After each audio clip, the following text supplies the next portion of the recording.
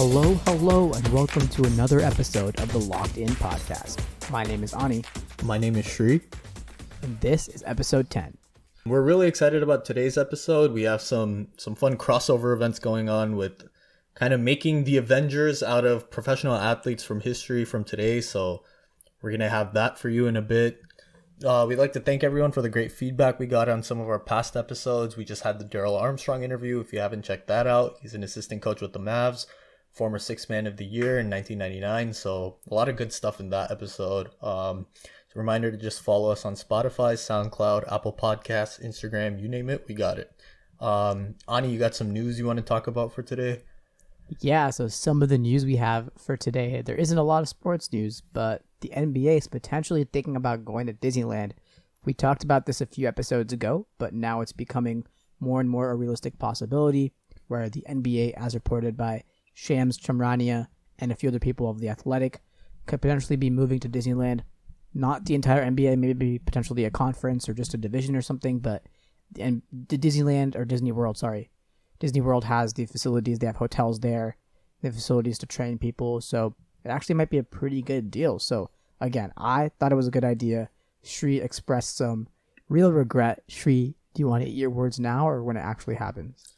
I'm not going to say it's a good idea, but I guess it's the only idea. I guess Disney World is fine. I just really want the NBA back. So at this point, I'll take anything. They can play in a dump for all I care, and I'll be fine with it. But I had an interesting idea. Right now, Seattle doesn't have a lot of NBA stuff going on for it. A lot of people are sad about that. People are saying, bring a team back to Seattle. And if it wasn't so densely populated, and if it wasn't one of the epicenters of the coronavirus pandemic, I thought this would be a perfect time for all the teams to just gather and play in an isolated Seattle arena. But that's also me being biased. That's me being idealistic, kind of watching some of the recent Game of Zones episodes referring to Seattle, but I don't know. I was going to say, you can't just pull your ideas from Game of Zones, but I mean, from a logical perspective, it doesn't really make sense to go to Seattle. People are saying Las Vegas makes sense.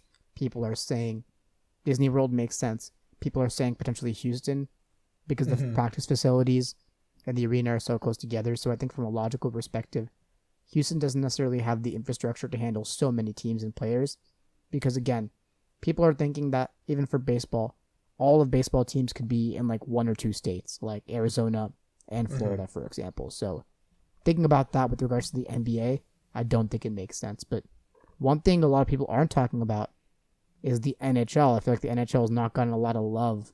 It's one of the four major sports. I know it's the least popular one, but still, they also got cut midway through their season. So I'm very curious to see what's going to happen with the NHL. If the NBA restarts and MLB starts up again, what's going to happen with the NHL? Well, with the NHL, like you said, for the NBA in Vegas, I thought Vegas would be a perfect place for the NHL just because they already have the infrastructure there. Golden Knights play there. So they already have the facilities. They have a very not populated city right now. No one's in Vegas. So if anything, I feel like the NBA could find a different place other than Vegas, kind of leave that to the NHL and move from there. I don't know. This is going to change sports for the long run.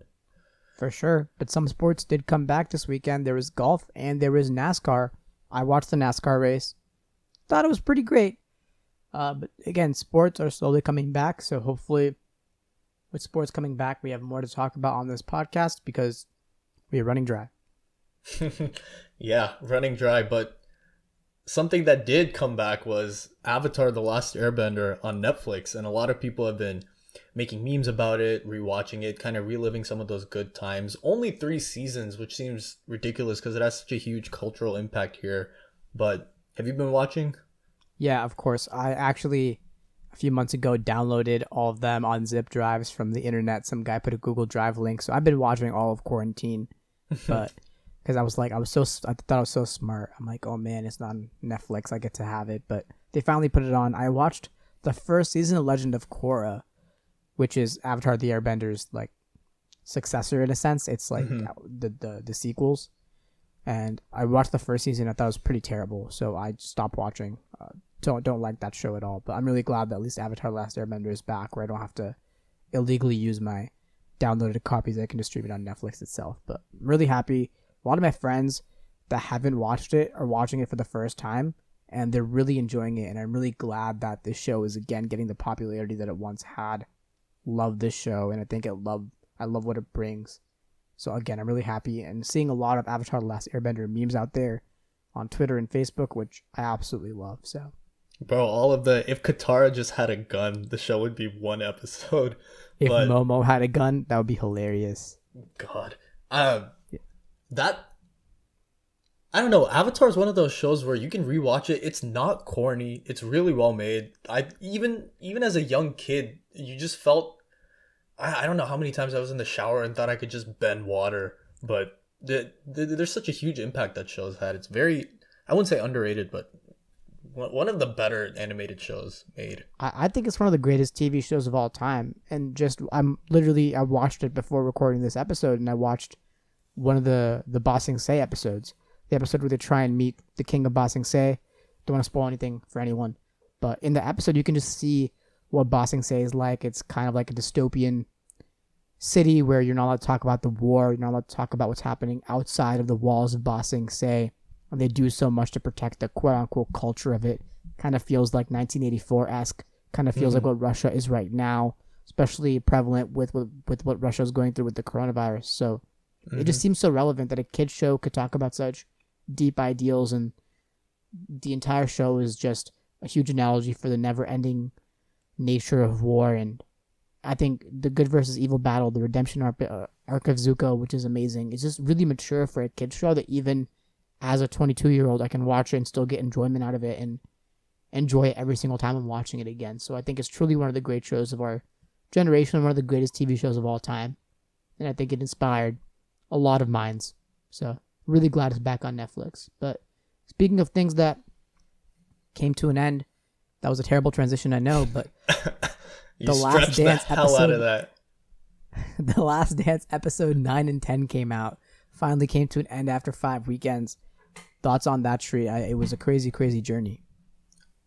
For the first 3 to 4 episodes, I was kind of reminded what a fantastic basketball player Michael Jordan was. Kind of reaffirmed that he is the best player of all time. After that, my perspective on Jordan kind of soured just because of how poorly he talked about some of his contemporaries, some of the people he really was close to. Like, I think he and Charles Barkley were friends for such a long time, and then Barkley said like one thing about Jordan, and since then they haven't talked. And some of the stuff he said about Clyde Drexler kind of saying that, you know what, like he didn't really matter. And the whole thing in that documentary about Jordan taking those like small things and making them competitive edges, like, fine, do what you need to motivate you. Obviously, you won 6 rings, so I'm not going to say anything about that, but I have some respect for some of the other greats playing at the time. You know, you can be gracious winning and losing. I think that's one thing LeBron does really, really well. I think LeBron is, when discussing the GOAT debate, there's a lot of factors non-basketball related that come into play that people don't often like to bring up. They just like saying, you know, LeBron's like 3-6 in the finals, Jordan's 6-0. Jordan has the most points per game average. He has a better winning mentality. Fine, like you get that, and I understand that Michael Jordan's a better basketball player, but there's some other aspect to great that comes into play, which I think makes the debate closer than what it might be.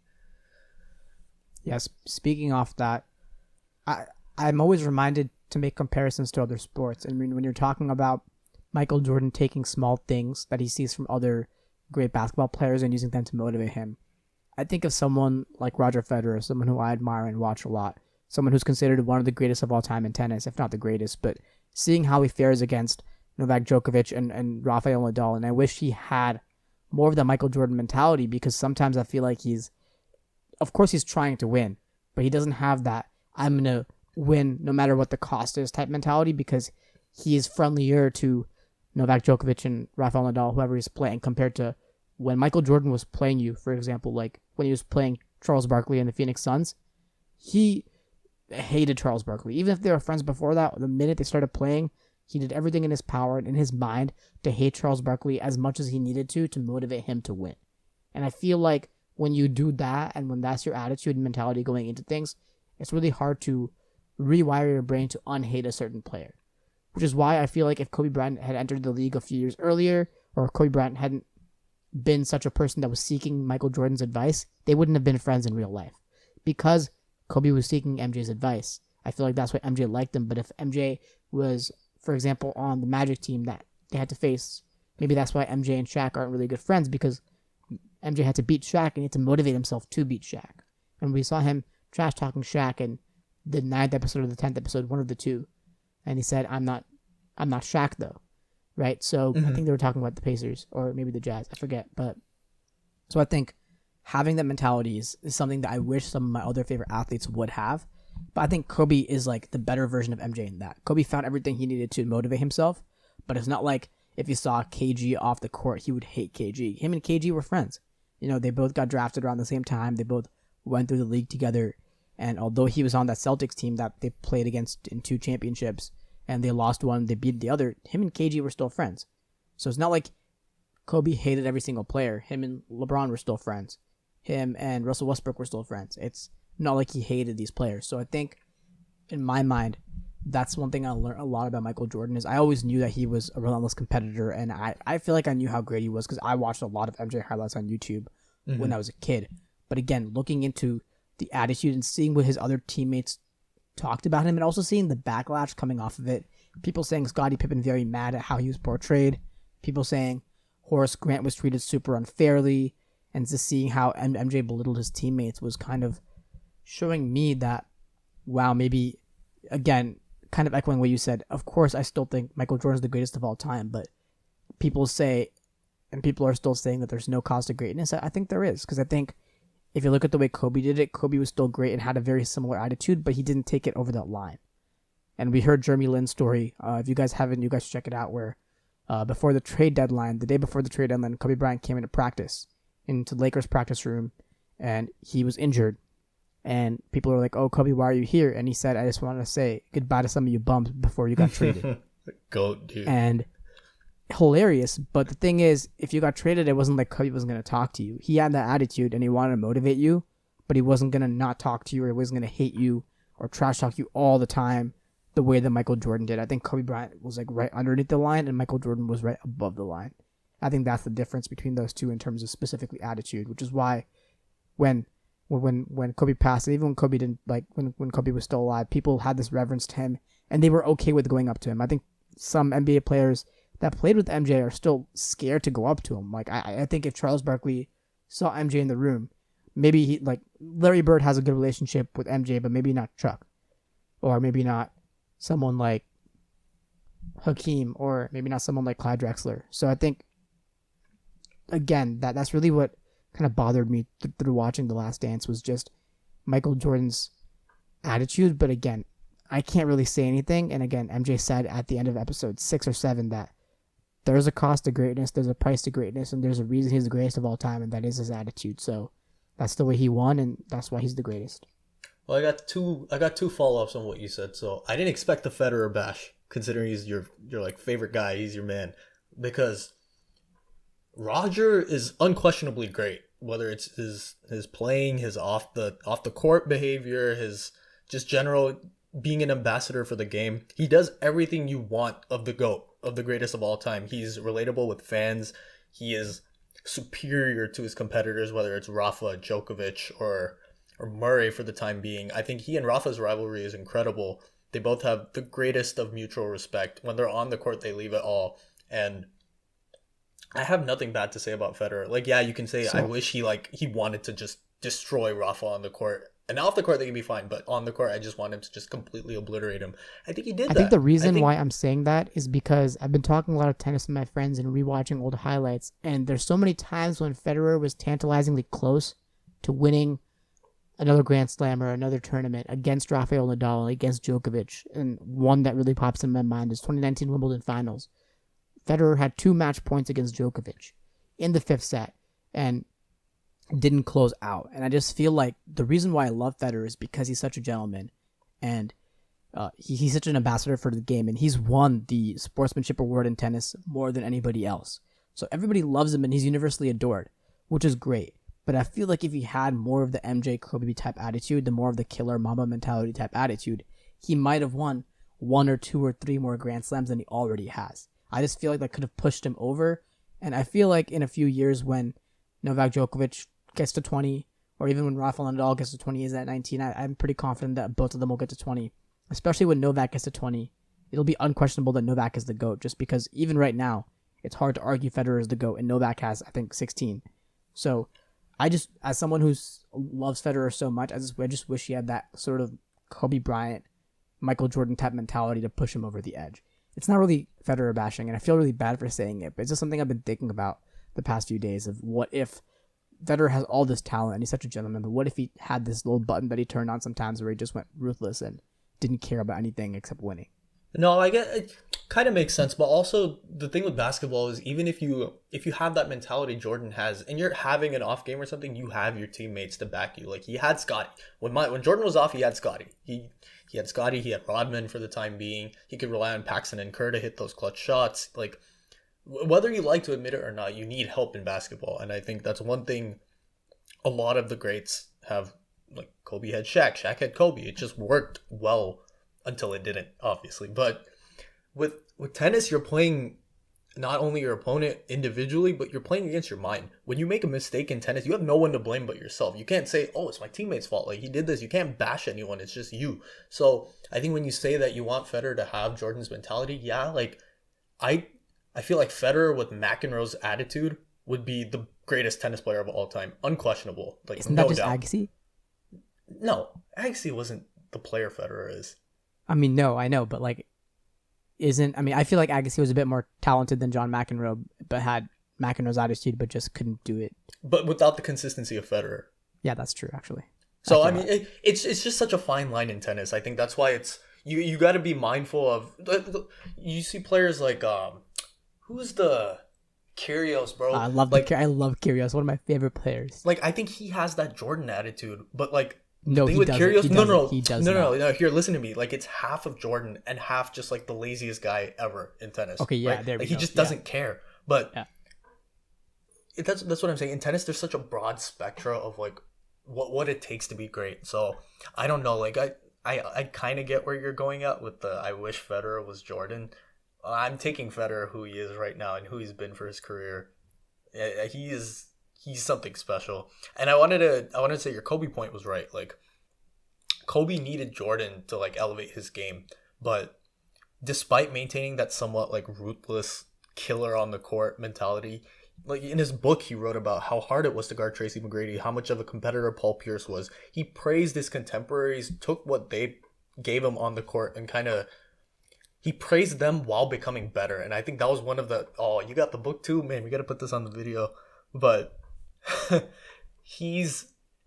man, it just sucks that Kobe's gone, dude. He was the ultimate competitor and he did it in the right way. This book, I have the book in front of me, Kobe Bryant, The Mamba Mentality, How I Play.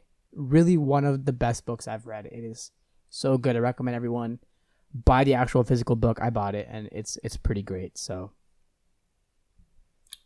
that, dude, we'll put the link to the book.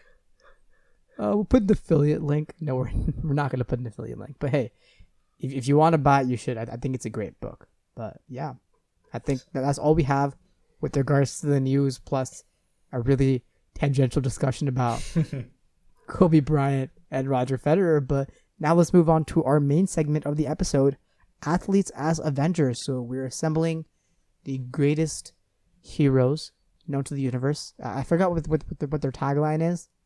Yeah, I don't know. It's something majestic in superhero, but yeah, but we're gonna assemble the athletes of Avengers, or Avenger athletes, whichever one you want to call it. So some rules that we were going into basically aren't rules other than choose an athlete. I don't really know. Yeah, there were really no rules. You can choose an old athlete or a new athlete. But I kind of kept with the new athletes. I didn't really choose many old athletes, which I kind of feel guilty of. Maybe no, I it's okay. Mine like Jesse Owens for something, but I don't know. It's okay. My list it borders on mainly contemporary. Like it's all people most people would have heard of. I think one rule was we only took the Avengers that appeared in Civil War, and we added Hulk and Thor just because Hulk and Thor are epic and don't deserve exclusion on that list. Yeah, we didn't include any of the Guardians of the Galaxy, and we didn't include people like Nebula. We didn't include Captain Marvel. Should have included more female Avengers, but not gonna lie, Okoye, some of those names, but there weren't too many to begin with, which is a problem on Marvel. But yeah, in general, we try to have some good representation, but at the same time keep this list kind of short. But hopefully we did a good job. So let's go into it. So which Avenger do you want to start off with, Sri? let's start. Let's start with some of the. Let's start with some of the non-mainstream ones, right? So let's go. You want to go Hawkeye first? Sure, let's go with Hawkeye. Who do you have for Hawkeye? Okay, so we all know Hawkeye is a dead-eye shooter. He can aim from anywhere. He can hit from anywhere. He has a wide variety of shots he can hit. He can do more than just fire arrows, though, as evident in Civil War and a lot of the other movies. He's really good with close combat skills. And I thought Alex Ovechkin was like a really good comparison for Hawkeye, just because he's such a deadly scorer in the NHL. He is perfect for the role of offensive mastermind. And yeah, Ovechkin kind of means more to his team than what Hawkeye means to his, but I don't know. I like that comparison. I'm going to stick with that. Did you just copy all of Bleacher Report's list or just a few of them? I didn't even see Bleacher. They had a list? Yeah, I was doing some research, and every single person that had, I think Bleacher Report made one and SB Nation made one, and it was like Avengers as athletes, and both of them had Hawkeye as Alexander Ovechkin. Because they had Ovechkin? So I was thinking between Ray Allen and Ovechkin, just because I wanted to include one NHL player on my list. Like, otherwise I would have just done everyone basketball, going on like my train of thought. But I was thinking Crosby or Ovechkin, but I think Crosby's a little more all around than what Ovechkin brings. For sure, yeah. I had Steph Curry as my Hawkeye, because you know he's a stone cold killer in the sense that he's super accurate. He's a marksman.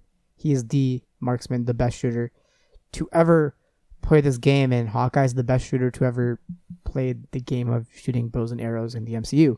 So again, Hawkeye's a family man. He has a nice family. We got a good look of that in Avengers Age of Ultron. Has 2 cute kids with a third on the way. And Steph Curry is a family man.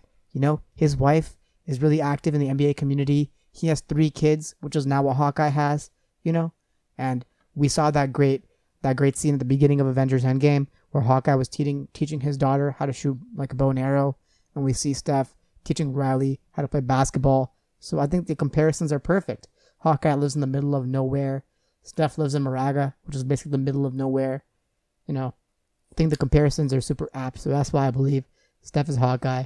Maybe Hawkeye's wife didn't have like a cookbook and cooking show, but if she did, it would be the 100% perfect comparison. But I didn't want to marginalize Steph's greatness by making him the Hawkeye comparison. I thought that's a disservice to what Steph Curry's done for basketball. I think in this situation, I am undervaluing Hawkeye's performance in the sense to the Avengers. I think one of my favorite things of Hawkeye was especially in Avengers Age of Ultron when he was trying to motivate Wanda and Quicksilver when they were in Sokovia. He was like, like, you guys have superpowers. I'm shooting flying robots with like a bow and arrow. None of this makes sense. And he was like this one random guy that really had no like superpowers in a sense. Like it was him and Natasha, but really he was just shooting bows and arrows, and like it didn't make sense. And he was just like this normal guy amongst gods, but he kind of grounded them. And sometimes I feel like when you see Stephen Curry play amongst the likes of Giannis and LeBron, you feel like there's actual NBA players with how ripped they are and like how built they are. And Steph's this like small, skinny, lanky kid, and he comes and dominates as well. So I feel like sometimes he's kind of like the Hawkeye of the NBA, where people like say it doesn't make sense. None of this makes sense that this kid can be the greatest shooter ever, but he is. So that's fair. Dude, one more thing about good. One more thing about Hawkeye I was trying to play at when thinking of this was that he kind of knows what it's like to play for both sides. When Loki used the scepter to like mind control him, that's why I was thinking Ray Allen, because after his years in Boston, he went to Miami, and then I guess that's like the comparison to the whole mind control part, where he switched sides, switched alliances. A lot of his former teammates turned on him, and some really tried to talk to him, try and like figure out why he did what he did. But I don't know. That was kind of a stretch in terms of the entire league turned on Steph Curry when KD went to the Warriors. So there you go with my comparison too. I don't think they turned on Steph more than they turned on Durant, and I'll come to that later. Of course, but oh man, that's a good one. Okay, cool. Who's the next Avenger you want to do? You want to do Bucky? Let's do Bucky. I want to hear what you got for this one. This one was hard for me. Yeah, this one was really hard, but I think I got a good one. I have Tiger Woods. So was really good at the beginning of his career, then had like a little thing, and that's when Bucky, fell off the train and was in Hydra in Russia and the Hydra base camp thing, and got the middle arm, that whole thing. Now he came back and he's still super good and he's a bit confused, but then he like does super well, and that's like Tiger winning the Masters last year, and this is great. And also the comparison is like Bucky has a metal arm, has an arm made of iron, and Tiger Woods uses an iron because an iron is a golf club, so there's that comparison as well, type deal. And like his arm is really great because obviously he's a golfer, just like Bucky's arm is really great. So I just feel like it's a really good. This was a hard one, so like it's a bit of a stretch, but I think it's good personally. I don't know. What do you have? I think it's good too, and I'm glad I didn't put Tiger because then we just keep having the same things. I put John McEnroe for Bucky because initially Bucky was pretty misunderstood. Like the Avengers didn't really understand. I mean, other than Cap, obviously, like they viewed Bucky as dangerous, unpredictable, causing this which scene. Which he was, right? And he made some mistakes, including like murdering Tony's parents when he was under like enemy control. And in reality, he has a lot of heart. Over time, it becomes like super easy to root for him. Sebastian Stan is just brilliant playing the role, and he becomes beloved by everyone who's like followed his entire plotline in the MCU and in the comics. And I think now with John McEnroe narrating Never Have I Ever, he's kind of experiencing that like revival of his career and just how much heart he had, what a firecracker he was on the court. And that's kind of my interpretation of the revival of his career is not him narrating every single Grand Slam for ESPN. It's instead narrating a TV show on Netflix. That's his revival of his career. In the mainstream, because I don't think a lot of people really watch tennis with keeping the commentator in mind. Okay. I mean, hey, sure. I can see that. Cool. Who you want to go next? Let's go with Falcon. All right. I got a good one for this. So Falcon's kind of an upstart, right? And especially now, he's got to take on a much larger role now that his mentor's gone, with Cap becoming old, living out his dream. And now Falcon being the new Captain America. Exactly. He does a lot with possibly less capability than some of the other Avengers, but his weaponry is state-of-the-art. He knows how to use it in combat to the fullest. I think he's the best flyer out of the Avengers when you include War Machine and some of the other Guardians. He still feels like kind of a mismatch when you go up against him because you're like, oh, he doesn't really have that much advanced tech. He doesn't have any superpowers until you actually see him in action. Winter Soldier is a good example of how useful Falcon is in a combat setting. He knows how to fly smart. He knows projectiles, kind of understands his place on the Avengers and his role. He's a funny guy. He's a loyal guy. He'll do anything for any of the other Avengers, especially Steve. He needs a little more exposure, and that's why I said Christian Pulisic, the youngest captain in United States soccer history, Chelsea. But he hasn't really done anything in his career so far. He's got to do more, and I think he's the future of American soccer. This is both terrible, but also kind of good, because I guess Landon Donovan and Clint Dempsey kind of being old, they're giving the shield to Christian Pulisic to lead the U.S. soccer team to be the next captain of America, to be the next Captain America. Exactly. But that was also, other than that, I think it was a terrible comparison. I'm not going to lie. It just did not, you gave all this great stuff about Falcon, and then you said Christian Pulisic, and I was just like, why? None of it makes sense. It does. I don't know about that. All right, I'll hear why it doesn't make sense later. Mine is pretty bad as well. This was honestly the hardest one for me. I said Vince Carter, purely because the only reason why was that Falcon can fly, and I feel like I wanted to put someone that can fly, and Vince Carter can fly, and they're both pretty funny and cool. And yeah, I mean, honestly, this was the worst. I think Christian Pulisic is somewhat better than Vince Carter because you have more reasons why. They're both bad, but yours is more bad than mine. Yeah, but this was the hardest one, which is why I'm glad we got it out of the way. True.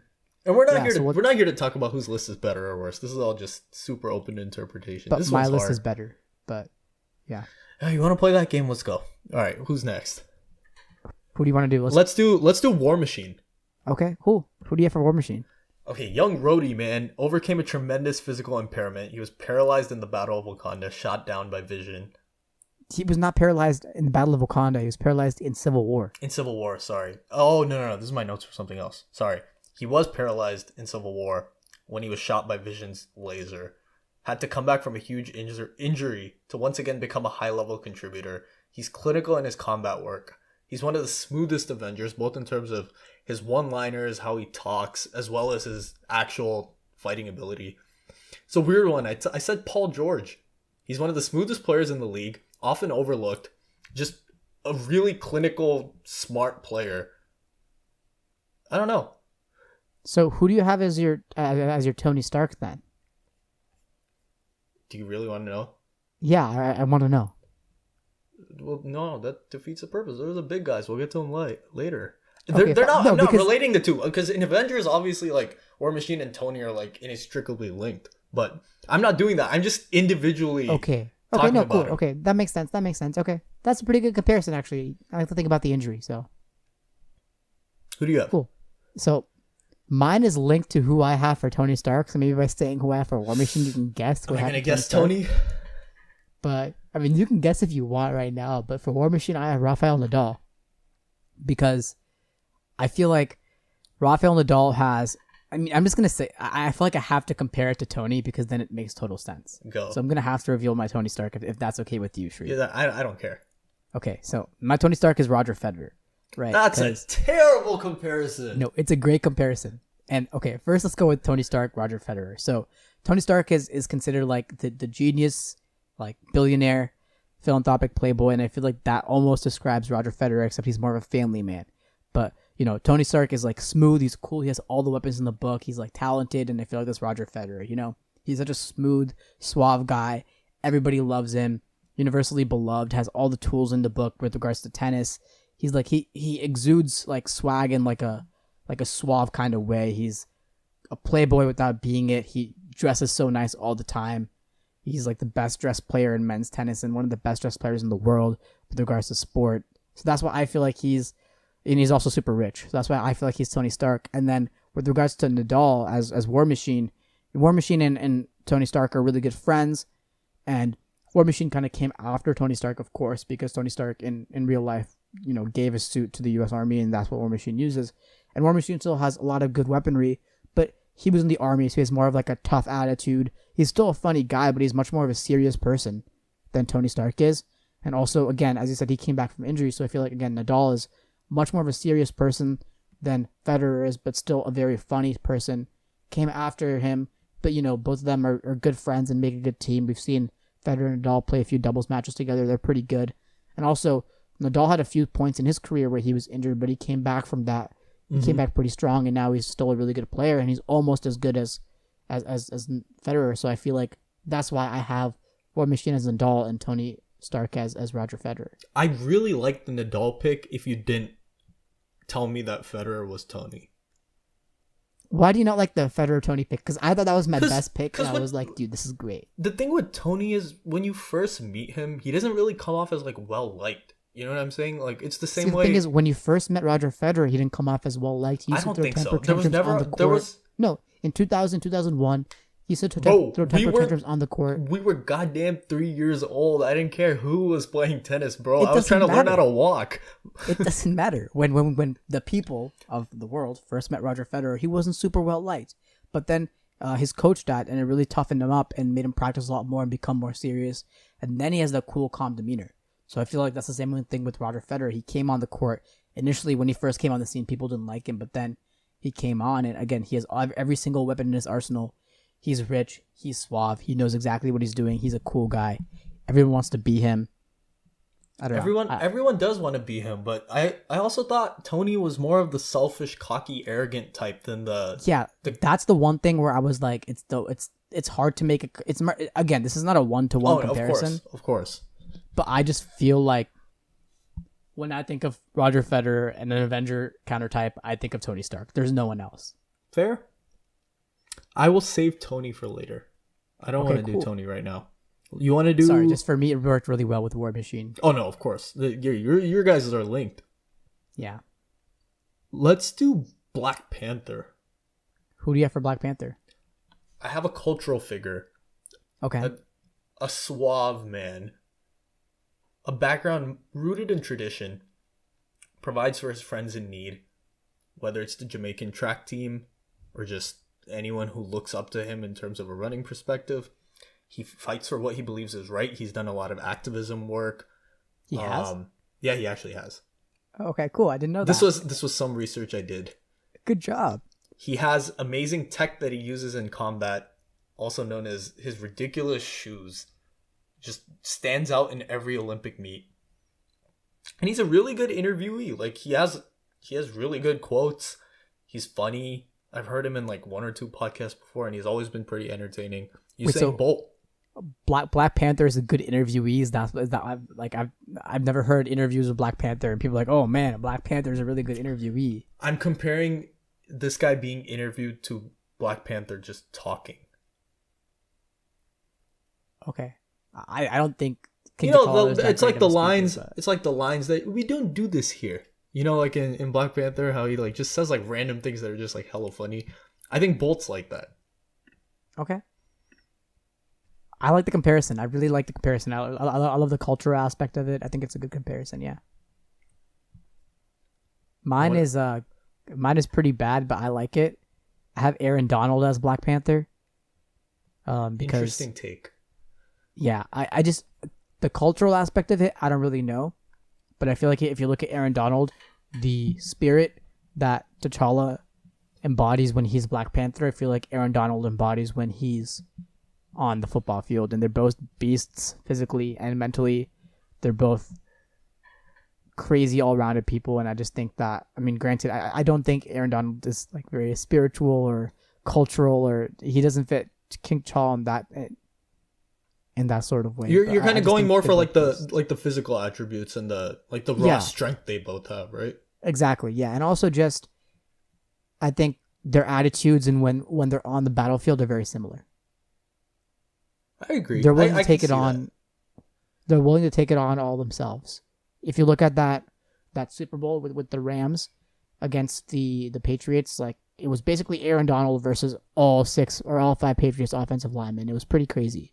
That's kind of every game Aaron Donald's involved in. Dude, and he still gets so many sacks. So I mean, bro, like when King T'Challa was facing Killmonger's army, not Killmonger's army, when he was facing, I forgot what the other tribe was, but when Killmonger, all that stuff was happening in Black Panther, it was basically him versus everyone, and he was still like beating up everyone, even though it's him on everyone. And then if you look at an Infinity War, him against Thanos' army, it was basically him fighting off so many people at the same time. So it was always like Black Panther versus like 15 million people, but he still managed to do so well. So makes sense. No, I like the Aaron Donald comp, not really from like the background perspective, but more of like the raw strength they both have. I think Donald's not underrated. He's paid like he should be. He's talked about as one of the best defensive players of all time. It still just doesn't feel like people respect him enough. Exactly. Yeah. I feel like he isn't very well known. I was talking to one of my friends, and I was like, I'm going to put Aaron Donald as Black Panther. And he's like, who's Aaron Donald? He doesn't really follow football that much. So I just feel like Aaron Donald isn't like a household name yet. The way that Tom Brady is. But. Yeah. No, makes sense. Yeah. All right. I want to do Vision next. Who do you have for Vision? I have no logic for Vision. I just put Kawhi because they're both just not human. Oh, I see that. Yeah. That's my only logic, though. Oh, okay. That's all you have to say? I could not figure something out for Vision. I was trying to think, like, who's someone really smart, like, knows, like, all the actions that they do is going to cause something. I was trying to think of, like, baseball players or basketball players with, like, high IQ. So I was thinking of players like Mike Trout, Chris Paul, but none of them just seem to fit other than Kawhi, man. Kawhi's a brilliant basketball player, understands offense, defense. I think he's one of the best players in the last 20 years. One of the top 5 players from the last 20 years. That might be a stretch. I don't know why you're struggling on saying that. I think he's like no, I was thinking in the last 20 years, can you name 4 players just better than Kawhi? Kobe, LeBron, and then Durant. Yeah, I was thinking KD and then Duncan.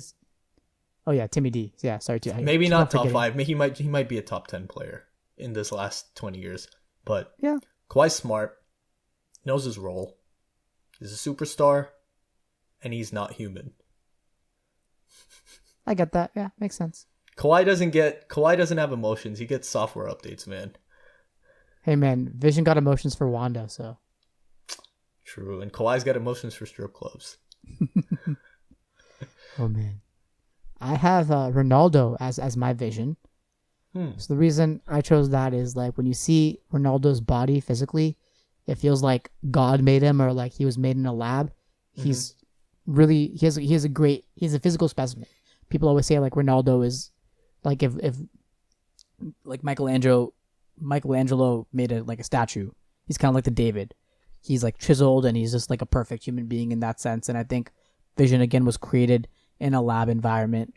He was created as what Ultron was supposed to be, would go into the next body. So I think he was created in a lab, and I feel like sometimes Vision looks like he was, or Ronaldo looks like he was created in a lab. And Ronaldo's a very underratedly intelligent soccer player. People, for sure, give Ronaldo a lot of crap because he's Ronaldo, especially if you're Messi fans. But one thing that really opened my mind to Ronaldo is this one series that Castrol Edge did, called like Inside Ronaldo. It's not called Inside Ronaldo. I forgot what it was called. That'd be a weird series name, just Inside Ronaldo. They did like a 4-part series on Ronaldo, and they measured his IQ and they measured his physical. Basically, what makes Ronaldo a great player. And in one of them, in one of the things they did, they gave him a cross and they turned the lights off, and like right when the cross was hit, and he had to score like a header or kick the ball in the goal essentially from he was inside the box, but still they gave a cross from like 20 yards out, and he did it 2 times in a row. One time he actually headed it in, and one time he kicked it off the bounce with the lights off once the ball was kicked. Yeah. And so he's super intelligent, and so I think Vision is also super intelligent, and sometimes it doesn't feel like Ronaldo has emotions when he's just like on the pitch like crazy. It wasn't my greatest comparison, but I just thought when I look at Vision, I see like Ronaldo standing upright and tall. So no, that's fair.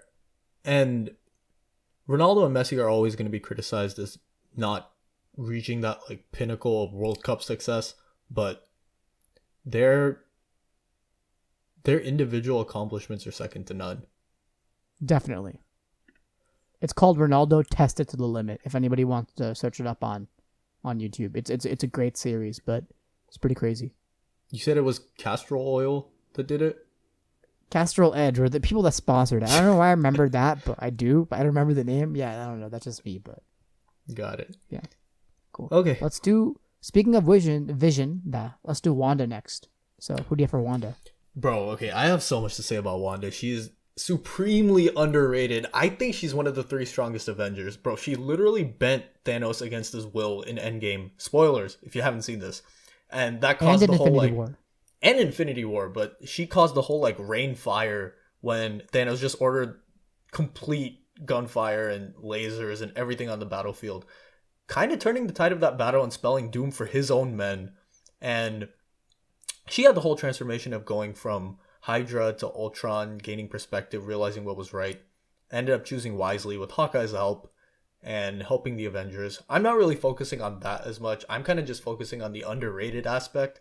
And when I think of underrated, like, woman athletes, Cheryl Miller comes to mind. And she didn't play in the WNBA. She had a bunch of injuries, but when she was at USC, she was the best women's basketball player of all time. And she played in the Olympics. She led the team in scoring. Reggie Miller has said that she would beat him consistently in one-on-ones. She was drafted by a men's league, if I'm not wrong, when she first came out of college. She was selected... Wait, give me one sec. Let me look this up. She was drafted by the United States Basketball League, which is a men's league. But then in the late 80s, she had a bunch of knee injuries that prevented her from continuing her playing career. She then ended up head coaching and doing a lot of other stuff. But Cheryl Miller, man, I looked up some old highlights. She was the real deal. She's crazy. I remember watching a few documentaries on Reggie Miller. They would always feature, like, if it was like a 60-minute doc on Reggie Miller, like 30 minutes of it would be about Cheryl Miller. Because she was so good. And so, yeah, that's a pretty good comparison. For me, I feel like if we would have had Captain Marvel in here, I would put the person I have for Wanda for Captain Marvel. But we don't, so I'm putting them for Wanda. I have Serena Williams for Wanda. Makes sense. Because, again, I think Serena Williams is super powerful. crazy, crazy good at tennis, of course. The greatest women's tennis player, and I think the second best tennis player of all time, other than Roger Federer. Mm-hmm. First best if you're counting how many singles and doubles titles in success she has. And so she's super crazy powerful, but again, super underrated. People always forget about her. She's a bit emotional, just like Wanda is sometimes. But I think Wanda uses her emotions to win and to get the better of her. And so does Serena Williams. But sometimes Wanda uses her emotions and her emotions get to her, like what happened in Captain America Civil War. Mm-hmm. But super underrated, super powerful again, and just a really overall good team player Wanda is. And again, Serena Williams having so many doubles titles with her sister, I think is a great team player as well. So I like that. More people. thank you. I'm waiting for the WandaVision series on Disney Plus. I need more people to like put some respect on Wanda's name. I think the WandaVision series is going to be weird. Based on the trailer that came up, it seemed like it was going to be really, really weird and not really showcase how powerful Wanda is, which I'm fine with. Like, the real people, the people that know how powerful Wanda is. So, it is what it is. But Alrighty. Who do we got left? We have Spidey, Hulk, Thor, Ant-Man. I think we have Black Widow. yeah, let's start with Spider-Man. Who do you have for Spider-Man?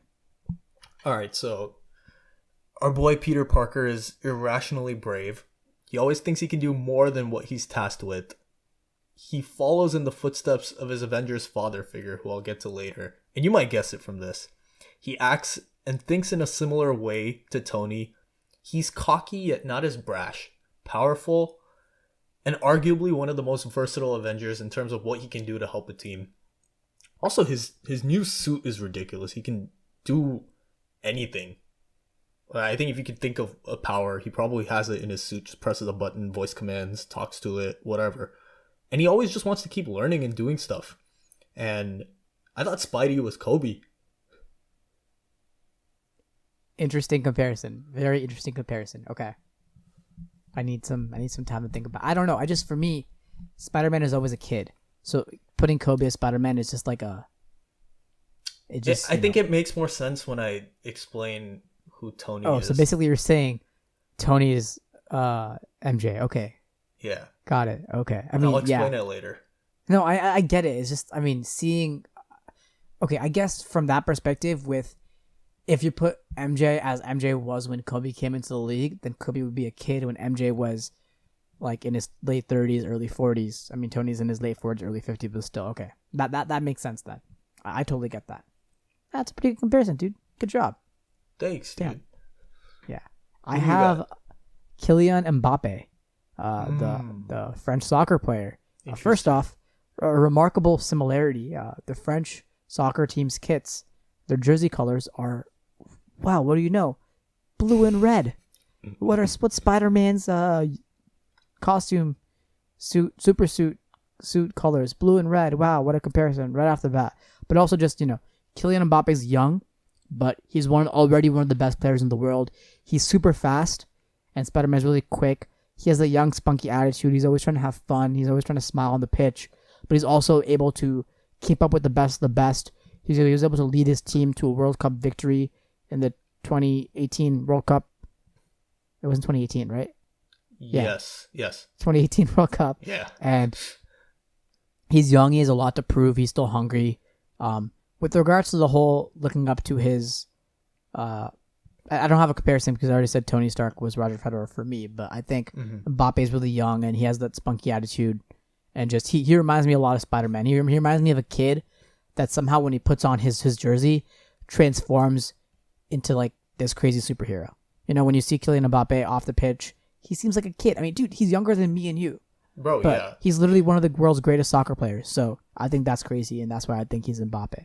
But I think that's super accurate, actually. He's also a huge fan favorite, which the Spidey comparison in that sense also is like dead on. Exactly.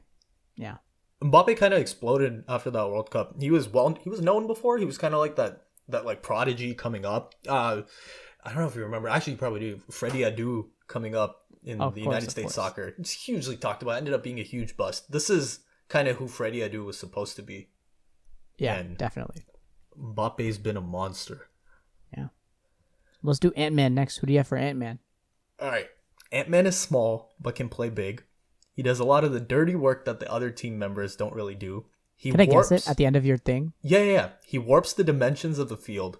He makes the opposing enemies instantly turn their focus towards stopping him, and singularly him, especially when he does his size transformations and gets inside circuitry and does all that like harsh, dirty work. And he's not the most physically imposing, but he's pound for pound one of the most relentless athletes. Who is it? Okay, so I thought initially it was going to be Altuve, but now I think it might be Messi. But who is it? I say Christian McCaffrey. Oh, that's a really good comparison, actually. Yeah. He's like a small running back, but feared. And at least this past season, no one on the Panthers was worth a damn except McCaffrey. And Kyle Allen and Will Greer. Man, get them out of here. Okay, fine. Luke Kuechly, though, before he retired. Fair, but when you're on offense, there's no one you care about on the Panthers but McCaffrey. Yeah. For me, I was thinking Altuve, but then I put Messi because I felt like if you're putting Avengers together, you could not put Messi in there. Mm-hmm. But again, I think Messi is small. Initially, always when you look at like a lineup of people, you look at him and he's like a regular guy, and you're like, what is this? But then when he comes onto the pitch, when Ant-Man steps onto the floor, again, pound for pound, one of the greatest athletes of all time, supremely talented, just has some innate thing inside of them. And Scott Lang has the innate thing inside of him, which is why Hank Pym saw him and picked him to be the next Ant-Man. You know, he saw him break into, I forgot what the first company he broke into, his name was, the reason why I went to jail. But he saw him do that and gave him the Ant-Man suit because he's like, you have the talent already, you just need to learn. And also, one of Barcelona's kit colors is red. Wait, didn't he break into the Avengers facility? Was that? Yeah, he broke into the Avengers facility. No, so basically, Ant-Man like was his regular guy, Scott Lang, and he broke into like his company because they're stealing millions of dollars. So he broke into that company's security system, then got put into jail, then got like released, and then broke into Hank Pym's house, who let him break in by leaking it. Yeah, it's kind of a test. Yeah, the test. And then after that, when he was getting trained and stuff, he had to go to the Avengers facility to get something. I forgot what he needed to get something. And that's where he beat Falcon. At the Avengers facility. So, that scene is so funny. Yeah, a really good scene. And then, you know, again with the colors, Barcelona's kit colors, one of their colors is red. And Ant-Man is red. And so... You're really going for these visual stimuli. Yeah, I don't know. Granted, I don't think anybody in the sports world can live up to the type of humor that Paul Rudd brings to the character of Ant-Man. Oh, definitely. And Scott Lang. Is his name Scott Lang? I'm pretty sure it's Scott Lang. Yeah, Scott Lang. Okay, cool. Yeah, but yeah. Well, one of my favorite moments of all time ever in life is during Ant-Man and the Wasp, which was the second Ant-Man movie, the sequel. During press runs of that, like one person asked everybody, like in the cast that they're interviewing one person at a time. They were like, "What is the name of Thor's hammer?" And Evangeline Lilly was like trying to say Mjolnir, and she was like, and she was struggling. She was like Mjolnir or whatever, like something. And then freaking Paul Rudd was just like, Jeff. God, Paul Rudd does not age, bro. I know, it's crazy. He still looks like late 30s. I think he's like almost 50, right? I know, he is. I think he's like 50 something. I forget. Jeez. But got them good genes, man. Crazy. But I mean, yeah, that's my comparison is Messi. I just felt guilty for leaving Messi off. So it was like, I was really thinking Altuve, but no, it makes sense. Now you got three football players. You got Mbappe, you got Ronaldo, and you got Messi. I was really trying to include all the sports, but I left off like all fighting sports. I left off all boxing and yeah. Speaking of fighting and boxing, you want to Oh, no, hold on. Sorry. I want to make amends. I just remembered. He didn't say Jeff. He said Jonathan. He called Mjolnir Jonathan, which is, again, really funny. But you want to do one of the Hulk / Thor / Yeah. Well, let's go with... let's finish off... okay, so I guess these are our 6 original... I mean, we did a Hawkeye, but these are our 5 original Avengers. We haven't done Black Widow yet. Yeah, so let's do Black Widow, and then we can move on to Hulk, Thor, Cap, and Tony. Sounds good. All right. Let's do Black Widow. You I have start. Simone Biles. Do you have Simone Biles? No, I don't. Okay, good. Phew. Okay, yeah. The reason I chose Simone Biles is because I don't know, she's super athletic and she's a gymnast. And Natasha has a gymnastics background. You see that especially in Iron Man 2 when she's beating up those people in Army Hammers, or not Army Hammers, sorry, in Justin Hammer's facility, right, to get to Mm-hmm. Evenchko, whatever that guy's name is. But anyways, yeah, she's super athletic in that sense, and Simone Biles is a gymnast, and I just think they're both like super cool. I don't know. I tried thinking of Natasha for that, but I couldn't think of anything other than Simone Biles. I couldn't think of anything other than a gymnast for an athlete comparison for Black Widow, personally. But Yeah, I mean, I was gonna put a gymnast. I was thinking Gabby Douglas, Simone Biles, but I ended up picking Alex Morgan because I was gonna put that actually, but Natasha Romanoff in the show in the MCU in general, she's confident. She has beauty and intelligence. She's very self-assured. She has like ridiculous athletic ability, and she's never out of a situation even when it looks like all hope is lost. Like, I'll never get over that scene where she's like tied to a chair and she's like someone called her and Nick she was Fury like, or no, it wasn't yeah. Nick. It was, I don't think it was Nick Fury. It was like Coulson. I thought it was Coulson. Yeah. And then she was just like, I'm almost done. This guy's like giving me everything, and she was like maintaining that like supreme confidence even when it looked like she was pretty screwed. And she doesn't really hold anything back, and I think that's the way Alex Morgan plays soccer. Like, she's one of the all-time greats in U.S. women's soccer history, and I don't think she's stopping anytime soon. Yeah, I think Natasha is a very complicated character, and it's hard to put any one athlete as her. Yeah, because her backstory is extremely muddled, and which we haven't even explored entirely yet, which the movie that was supposed to release, I believe, this month, was supposed to give us some insight in. So I think it was going to be out by now. Yeah, I think it was going to be literally out like this past weekend. Like this, crazy.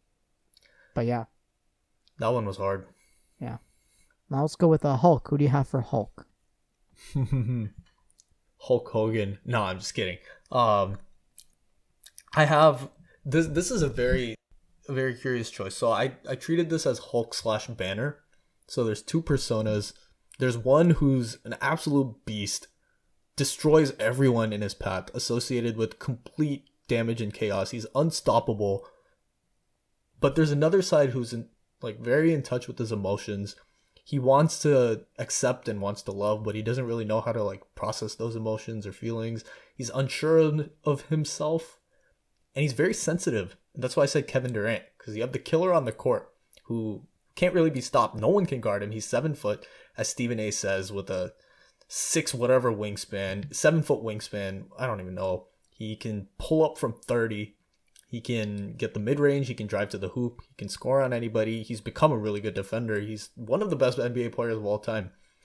But off the court, Kevin Durant is a whole other issue. And Warrior fans are kind of getting tired of his stuff, just talking about how he felt he was isolated here. And Thunder fans are tired of him talking about how he was playing with a bunch of nobodies aside from Westbrook. And it just feels like he hasn't embraced who he is yet. And I'm sad about that, because he's obviously a very insightful guy. He has a lot of stuff to say, but he's just kind of annoying sometimes. And that's kind of how Banner is. Yeah, I feel that. For me, I had Shaq as my Hulk, because obviously, the Hulk part you get with Shaq, very obvious comparison. Mm-hmm. And first off, shout out to Aditya Katecha for giving me this one. But the more I thought about it for the Banner part of it, Shaq is underratedly a very intelligent person. He has a doctorate in education. He has a PhD. He's literally a doctor. Mm-hmm. Not literally a doctor, but, he has a doctorate. And he's a super smart and savvy businessman. He has tons of franchises. He's, a great businessman. He's a world-class DJ now. DJ Diesel. So he's so multifaceted. His analysis, especially on TNT, is actually... He's one of the better analysts there. He's way better than Chuck.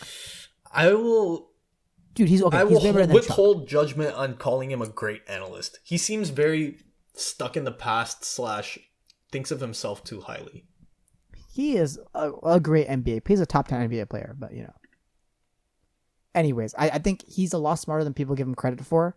Mm-hmm. I'm not saying he's a genius like Banner is, but I think when thinking about like the Hulk specifically, obviously the Hulk and Shaq make sense on the court, but off the court, Hulk is also like Banner. Sorry, Shaq is also like Banner in the sense that he's a smart guy. So, who do you think Endgame Hulk is? oh, like Professor Hulk? Yeah, Professor Hulk. That's a toughie. I'd have to say Professor Hulk. No, Professor Hulk is like LeBron. Because like LeBron is somehow like a very smart guy and a genius at the same time, is also like a ruthless, like savage, amazing athlete that can destroy you on the court and is very ripped. I don't know who that is. I don't know who Professor Hulk is. Because LeBron is a very savvy business person. But Professor Hulk is also kind of unpredictable. No, Professor Hulk was very predictable. LeBron isn't super unpredictable. It's like everything of his is calculated. I thought Professor Hulk was literally just Hulk's body but Banner's mind. And I feel like that's LeBron. He has the body of like a superhuman, like an athlete, like a freak, but he has the mind of someone who's smart, calm, and composed. The entire time during Avengers Endgame, there was nothing unpredictable that Professor Hulk ever did. Aside from almost losing Scott Lang in time travel. Okay, yeah, but that was like a thing where he didn't know how time travel worked until Tony Stark came along. You know? That wasn't like unpredictable. That was just Banner being Banner. Yeah, I guess. LeBron's not bad. Yeah. Sure. LeBron is Professor Hulk for the time being. All right, let's go Thor. Let's go with Thor. I had LeBron as Thor. So I don't know. I was gonna put Clay Matthews, but I thought that was a cop out.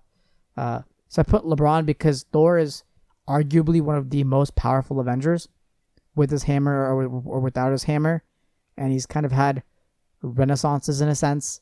And I feel like Thor is, I don't know. This was a really hard one for me because I think Thor Ragnarok and Avengers and Infinity Game did a lot for Thor's story that made him a multifaceted character.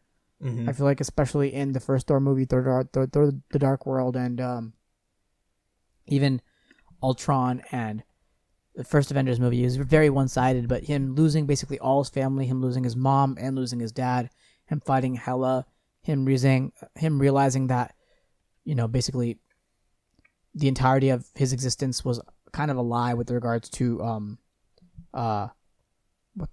where's Thor from? That's not Valhalla. Asgard. What is Asgard. it? Asgard. Thank you. Slipped my mind. Realizing the foundation Asgard was built upon is a lie, as Hela revealed to him, and then all of the Asgardians losing their home. Thor's been through a lot, and you can see when Rocket talks to him about that, and Thor being fat.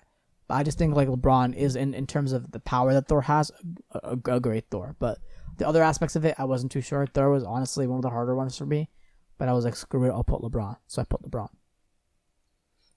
I had Hulk Hogan initially for Thor, but that felt lazy just because, like Hogan was the WWF champion for like 4 years straight from like 84 to 88.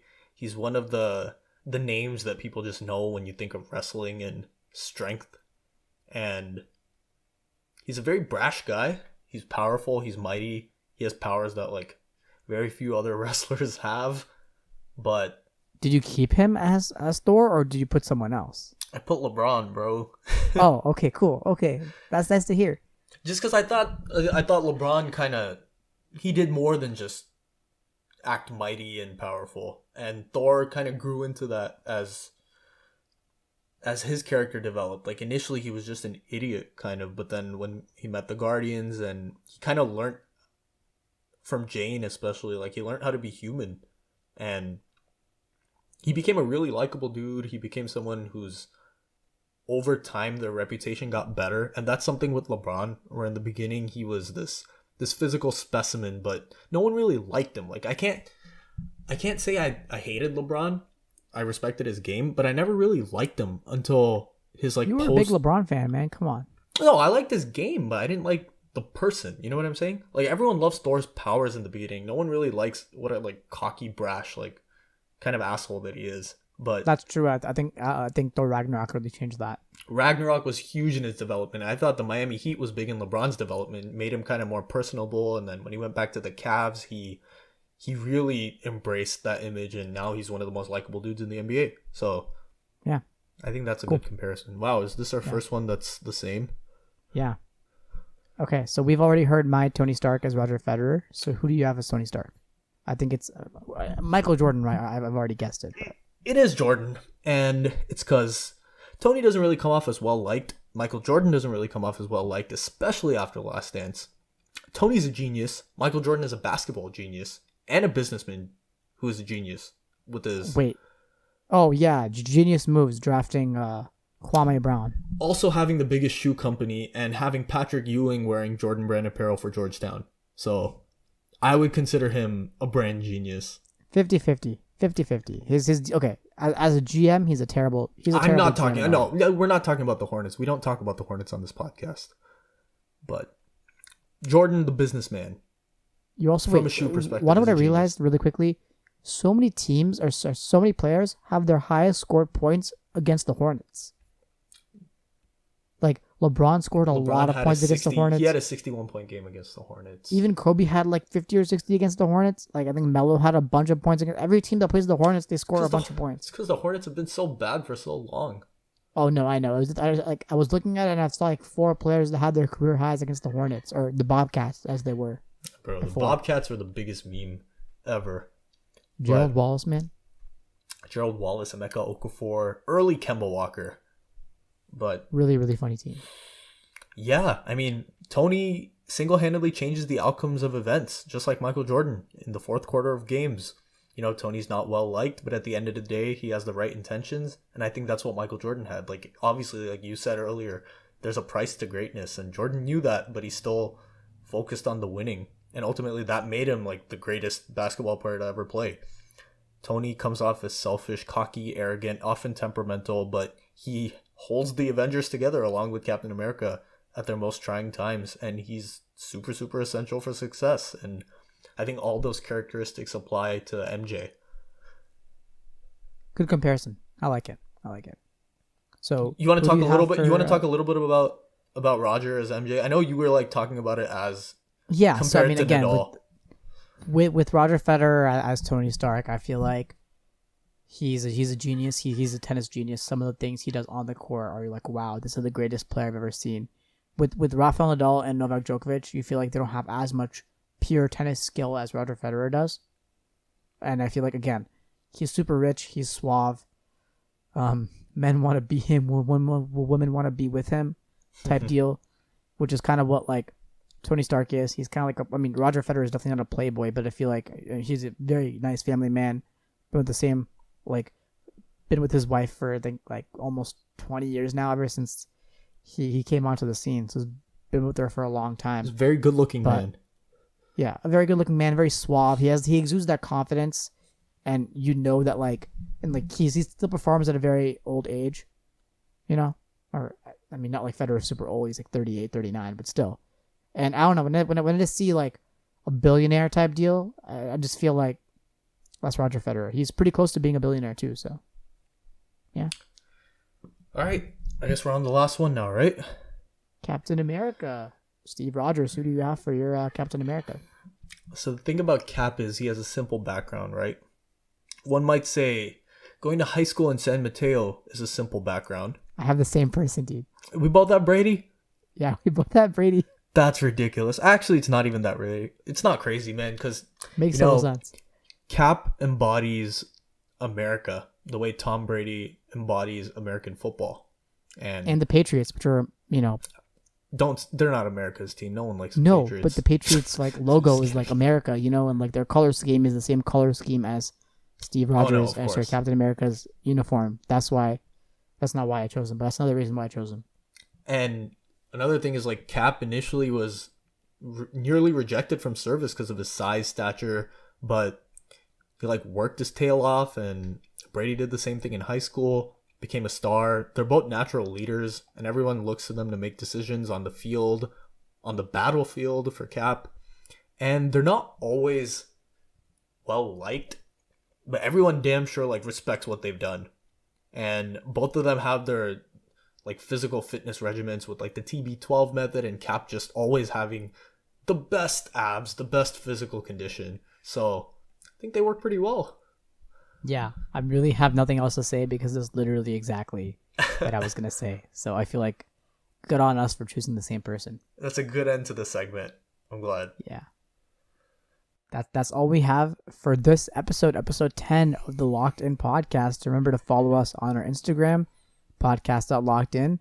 Remember to follow us on Spotify, SoundCloud, and or Apple Podcasts. Thank you so much for listening all the way through. If you have any suggestions for any future episodes that we might do, please let us know. Podcast.lockedin@gmail.com is our email, or you can message us on Instagram. If you guys have any ideas for who you guys want to be future guests, please let us know. We will try and get them on. If you have any connections, please let us know. We will try and get them on as guests. Yeah, we need the hookups, man. We've had some interviews. We're gonna keep doing more. We're gonna try to do some non-basketball interviews, kind of get some diversity up in here. But if you got hookups, let us know. Please let us know. Very difficult, but again, we're trying to put out good content for y'all. So really appreciate you guys listening all the way through. We had a good time in this episode. Hope y'all had a blast. That's all we have for today. Stay safe. Wash your hands. Wash your hands, people. Peace. Enough people saying they can't believe Jamaica, we have a bobsled team. Everyone says